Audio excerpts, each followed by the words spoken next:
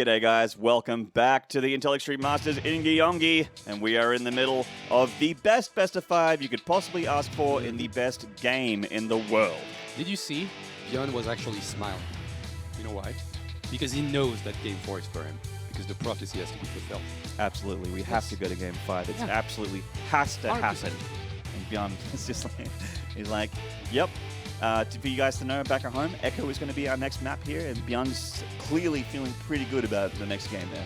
Yeah, of course, he will win 100%. Like I'll tell you. Yeah, no doubt. No doubt. We're super Artosis right now. We're like 100% very convincingly trying to convince everyone. We're just like, guys, forget anything that you were thinking back at home about this being a 3-1. This is going to be a 3-2, guys. Yeah, it's going to be I hope it will be. Like, yeah, all jokes in all aside, seriousness, yeah. All Fingers jokes crossed. aside, we don't know anything about that. No, because we're only casters. But Echo is a pretty decent map, I guess, for ByuN, and Actually, he can feel good about it. Like he can. He doesn't have to play Daybreak as a Game 4. He already played it and lost on it. So, you know. Yeah, the bigger maps are a little bit rough generally. Historically, for Terran versus Zerg, the bigger maps do get pretty rough. Echo's smallish. It actually has some nice some terrain that you can abuse as well with Marine Siege Tank and that sort of thing. But hold that thought. We got a bit of a look at the tournament bracket here. As we're in the last best of 5 of the day, so the semifinals are sort of starting to flesh out. And my God, look at that! First semifinal, Stats versus ByuN, and Innovation against the winner of Dark versus ByuN is going to be incredible. Yeah, it's going to be insane. The race representation is amazing already because we've got 1 Terran, 1 Protoss, and 1 Zerg. And I'm actually going to add something else to the prophecy. ByuN and Innovation need to play. They need to play each other in the semifinals. ByuN has to win. He's such a huge fanboy of Innovation. It's actually so funny. It's like the master versus the student. Yes, it would be such an amazing storyline, and I know Cal Harris would just enjoy it. Look at that racial balance, man. It's as balanced as it possibly could be in a game with 3 races. Congratulations to David Kim for a beautifully balanced game once again. Yep, and I guess whoever gets to the semifinals might even play random. Just make it 1 Terran, 1 Zerg, No, you 1 might be Protoss, right and there, 1 random. Funker. If I was a betting man, I would. I would go. Yeah, Yeah, I would absolutely. Switch to random, no problem. With the separate MMR, they can actually train every single race. So just Blizzard is doing everything right. So we'll have that random player in the semifinals. No, but just an amazing player pool right there. Those round of 8 matchups are already amazing, and what we're gonna see in the semifinals tomorrow. It's just we are in for a treat. Yeah, each of these players, except for I guess Trust, has just had an incredible storyline for any of these matchups because they've all faced each other before. They've all had very, very deep finishings in tournaments or even been champions before. Yeah. They're just as good as it gets. Yeah, I usually say it could be like a tiny GSL, or a It tiny is, BlizzCon. It's like, let's gather all those amazing players from South Korea and a Chinese player in Ayasanu.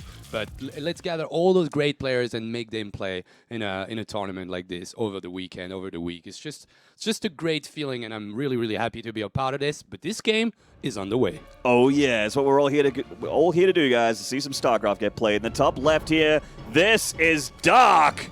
He's currently on match point. Yep. 1 game away. Facing Innovation in the semifinals, but as we said, the master might meet the pupil here in the blue Terran in the bottom right. This is ByuN. And I know I keep saying it over and over again, guys, but you really cannot forget that this guy is the world champion. Yep.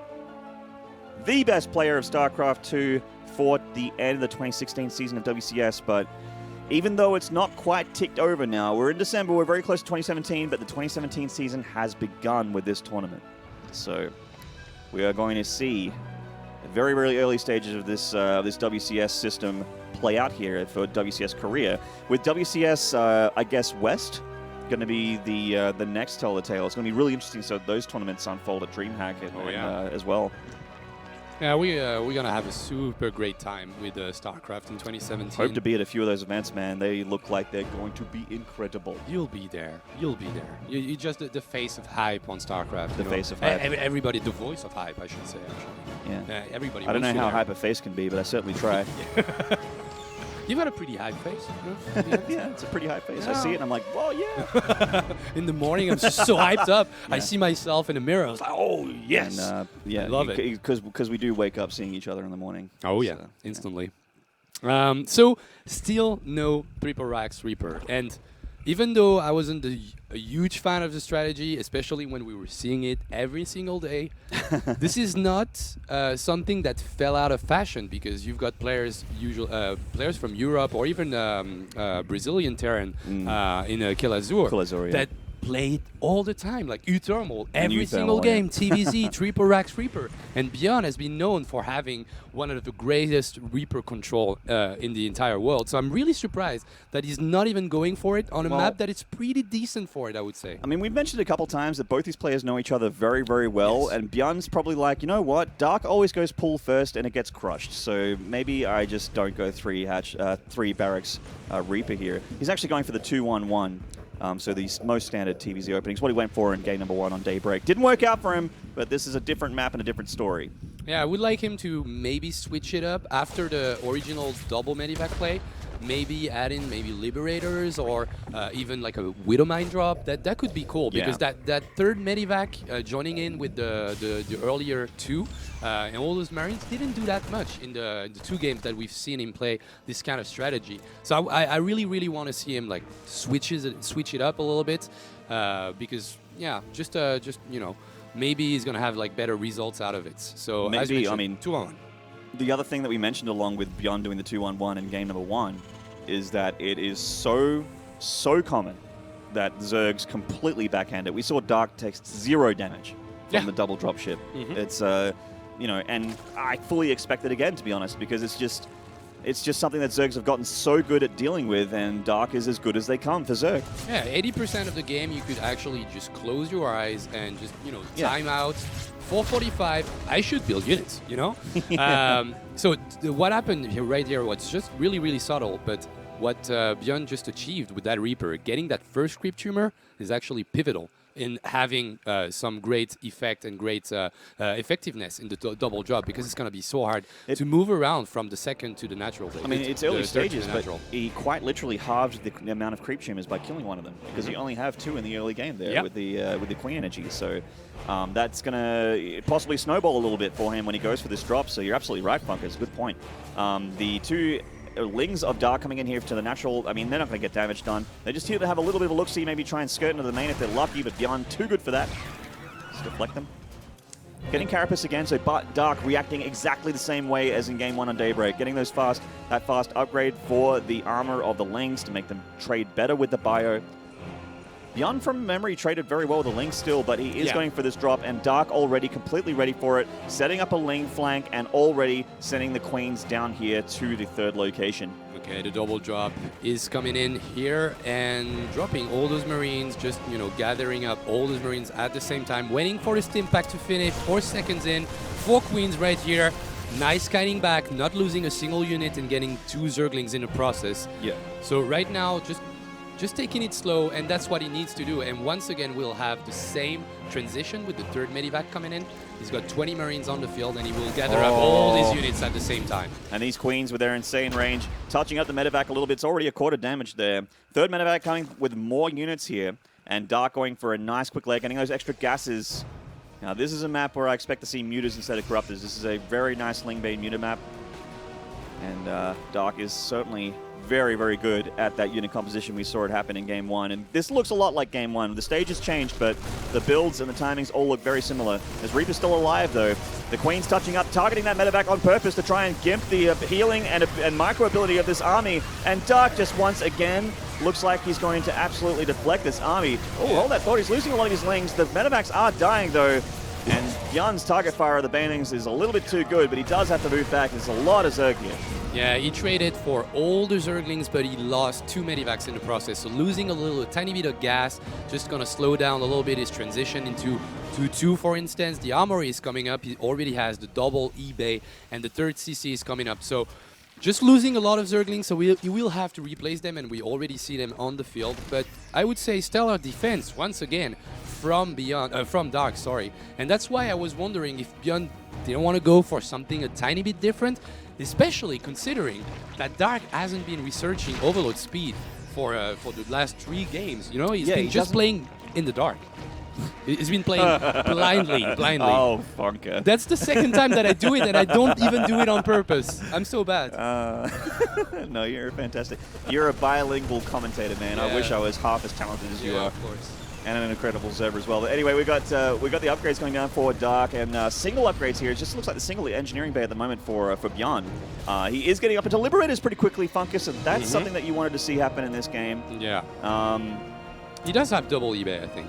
Yeah, I've seen him research like. Oh no, he's already got +1. I'm absolutely. Yeah, he already has the +1 attack. Yeah, I thought that was a little bit odd. I was kind of questioning myself while I was saying that, but yeah, it turns out I was wrong there. I told you I'm wrong, man. It happens. It happens, but it happens to the best of us. It's okay. Ooh, that's actually very nice to get the cancel on that hatchery there. Great well cancel. done. Great cancel on the 4th. He's going to have like a tiny bit of an advantage in terms of the +2 attack because Zerg is actually just finishing up +1. Centrifugal Hook is about to finish. So as you mentioned, +10 HP and that speed boost, which is going to make so much harder for the Terran to target them down. But those mines, they actually dealt a lot of damage. So pretty decent for ByuN, who doesn't want to lose any single unit in the middle of the map, because when he does, that's the moment that Dark is going to go full crazy on the creep tumors. He's already going for it, actually. There's already a lot of creep everywhere, but he needs to have like presence on the map to remove it a little bit.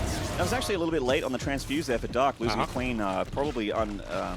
didn't really need to there. That Liberator finding a nice sweet spot here to get some drone kills. Dark's going to have to react pretty soon. There he goes, losing 3 drones so far. That's already the most effective Liberator I've seen ByuN make in this series. Yeah, they've been shut down so well by Dark in this game. So we can see the Spire is about to be finished in 3 more drones with a tiny relocate of the Liberator. So really a cute play from ByuN on this one, just getting 6 more drones. And in terms of economy, 61 SCVs to the 63 drones of Dark. With triple mule, he's going to be able to produce a gigantic amount of Marines. ByuN's been trading it really, really, really well this game so far. Very, very clean TVZ from him so far. He hasn't made really many mistakes at all. Getting the plating from the armory as well as the bio upgrades, and the muters are as predicted coming out now for Dark. Going to be joining the fray. Obviously, they're incredibly good. They're dealing with the medevacs and very good at trading with Liberators now as well. So a very, very useful unit. Those mutilates coming to the right side, and there is not a single turret on the 3rd base. This is going to deal a tiny bit of damage, but moreover, it's going to push ByuN to actually bring back a little bit of his units back to defense against it. And there's a lot of mines. They all stack up. 4 banelings for 4 mines. This is such a great trade for Dark. Yeah, getting those mines before they burrowed was a great pick up there. Really, really hampers the splash damage potential of ByuN. He's down to 1 mine by the looks of things. No, 2nd mine there under those medevacs. And these muters are coming back to be able to help Dark defend this army at the 4th hatchery. But as he's defending this 4th, Dark is powering ahead with his creep. He's nearly got half of Echo covered in it. Yeah. Nearly half of Echo, but he's still in a little bit of trouble here because all those units from the Terran player are actually super close from the 4th base. And we can see he's trying to set up somehow a concave and a little bit of like mine spreading around that 4th base. And those Marauders that we mentioned are going to be in front to take up and soak up all the damage from the Banelings. And 67 Marines with a 2-2 upgrade. It's a ton of Marines. It's a ton of Marines. Banelings coming in here. The Widow Mines are in position though. Looks like they get taken out by Dark. That was pretty great from ByuN, not losing that many Marines on this one and still like producing some more Banelings because he needs them, and he needs them fast because way more Marines are actually spreading through the map. All those mules actually finding an opening to deal a little bit of damage to the natural of ByuN. In the meantime, Dark trying to control 2 armies in 2 places at the same time here, as great StarCraft players tend to do. ByuN with the Marauders leading the charge here against the Banelings, the Marines at the back. The split's looking pretty good so far. It takes about 4 or 5 Marine damage there. The Lings coming forward, plenty of Marines left for ByuN here, and the split's pretty decent up until that point there from Dark connecting with the Banelings on the right side. Okay, a lot more units are actually running through the map. I'm pretty sure he actually stimmed all those units. Yeah, those Marines are already in the yellow HP, which means he used the stim packs to actually get there a little bit faster. 3-3 is about to finish. Well, it's going to be finished in about 50 seconds, I would say. And this is going to be such a strong timing for ByuN because he will have a strong upgrade advantage. But he needs to take care of that 4th base. And eventually, that 5th base that has been taken on the left side. Big ball of links coming through here, but looks like ByuN's going to be able to catch that with the reinforcements. Full medevac picked off for free there by those Mulas, and nice catch there by Dark. And ByuN certainly has his sights on this 4th hatchery. Target fire on the Banelings was pretty incredible there. Transfusers going down the hatchery. Needs to keep that 4th hatchery alive. A 5th hatchery going down on the right, as on the left side as well. Oh my god, the medevacs! Really losing all these medevacs. These meters is not very good at all for ByuN. Yeah, and even that eBay is actually in a lot of trouble. If he loses the +3, that would be so bad for the Terran player. Those mines actually did so much work on this one. He needs to target down those 2 Banelings, and he does it. But all those Mulas coming back and targeting every single medevac, and ByuN has been pushed back. He has been pushed back. He needs to reset this push. It's going to give Dark a bit of breathing space to get his armies in position and get that creep spread back up as well with the Queens dropping here.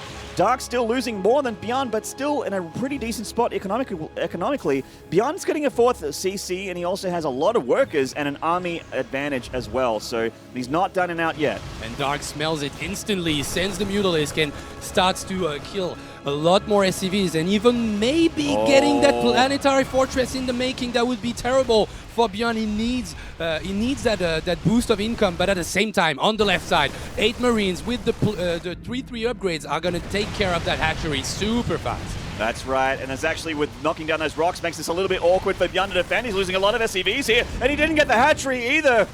That's terrible. That's terrible for ByuN. Those Marines are going to fend off those Mulas. And that 4th base right now is in a lot of trouble. He's going to click on it and just take it out. And that planetary fortress still alive, and a lot more income going the way of ByuN, and no late game technology at all for Dark. I don't think I've seen a hive coming in. Lingbane Muta is actually, you just sit on tier 2 for the whole game, because if you stop producing units, the Terran overwhelms you. It's all about making those Marines. It's very, very easy and very fast to produce here, and they're 3-3 upgraded. The army of ByuN is stronger and better than Dark's will ever be, unless he gets hive. He just can't. He doesn't have the time to get it. Yeah. So no Serenal Glands, no attack speed on those Zerglings, no 3-3 upgrades, and you can see that the composition of Dark is actually starting to be not enough, just not enough to defend against all those Marines. He's gonna go for the counter attack and take care of the income on the 4th base. All those SCVs are gonna die. No, the planetary fortress doesn't. Okay, he's gonna get it in the end with the Mutalisk. It was really, really close. But ByuN does get a hatchery for his troubles here. That's actually a very nice Banelings connection on the front there for Dark, getting a lot of the Marines. The Mule is still alive, and they did get that planetary. And with Legacy, the Void losing a 4th base is pretty terrible at the 15-minute mark, because a lot of your bases are mined out.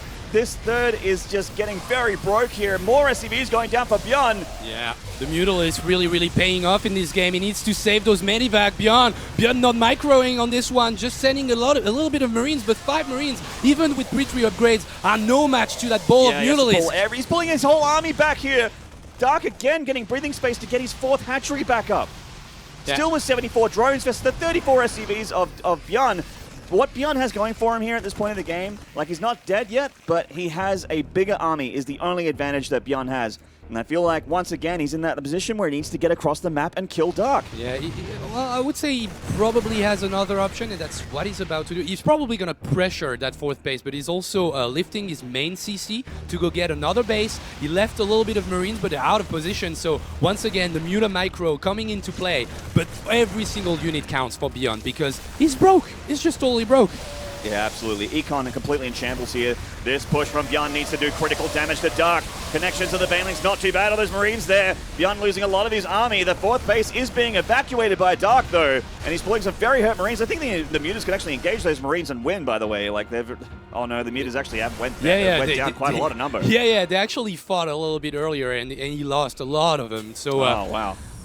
One of the Dark's options, which was to harass with those Mutalisk, actually is not in play right now, because 8 Mutalisk are not dangerous at all. He used to have 22, I think, at the maximum at some point, and this was the moment that he could actually take fights against Marines. And right now, he doesn't have those numbers anymore, so it's going to be super tough. He needs to rely on lots of Banelings, lots of Zerglings, and that's what I wanted to say, burrow. That's how you get a game when you're not in a good position as a Mutaling Baneling player. Yeah, this burrow is for Baneling mines, and Baneling mines are something that's caught a lot of not so great and amazing Terrans unawares together. Like, it's just something that you will get caught by at one point in your career as a StarCraft player. Nice little moves here, using that small group of mutas with an Overseer to clear up some of the mines that ByuN's dropped across the map. And ByuN going for another attack here on the 5th base location of Dark. Yeah, he's going to take it slow. Can he abuse? Yeah, he's going to abuse the fact that the Marines don't have vision right there, so getting a little bit of them, but he also lost the Overseer, which is kind of bad because he won't have the vision against those mines. No defense on that newly placed 4th base. He's actually going to stim a little bit of Marines to take care of those Zerglings. At the same time, is he going to win this fight? Yes, he will. And this turret is not over in the 3rd base. It's not done. Looks like ByuN's probably going to get this hatchery here. It's going in his favor. This scuffle is definitely working up for ByuN so far. Yeah, that hatchery is absolutely going down. And both players are taking such heavy damage from each other. I feel like ByuN, with the bigger army though, can still pressure and win this game. But if he sits back for too long, things are going to go very, very badly for him with 22 SCVs left. You're a 10 player, Maynard. You know that you feel kind of good at this moment in the game. You're still facing a Zerg that can't really transition into Ultralisk he doesn't have the time or Broodlord. Yeah, not a chance that he can do that. And you're producing 3/3 Marines, as you know, commonly known as the best units in the game. That's right. They counter everything. That's something that could change everything. That is something. Oh, he scans it instantly. Oh. And now he knows that they're in play as well, so he'll be scanning as he moves out. Nice connection, though. They're getting some free Mutalisk kills. And starting to move on this hatchery. The Baneling's leading a charge. There's not too many Marauders left at all, actually. I think he's just been producing Marines and mines here. Yeah, nothing but Marines, like trying to get the... They're a lot cheaper. Okay, this could be the last fight. This could be the last fight. The spread is perfect from ByuN, even though the last couple of Banelings actually got some amazing connection. But right now, the entire army of Dark is pulling back, trying to defend. Dead. He's gonna try to get it with those Marines. And GG! The prophecy is fulfilled. We're getting Game 5! Ah, this is good. This is good. We're gonna get a Game 5 between those two players, and you just want this best of 5 to actually be a best of 9, or best of 11. Best of 69, baby. The best of 69. Beer all Why day. not?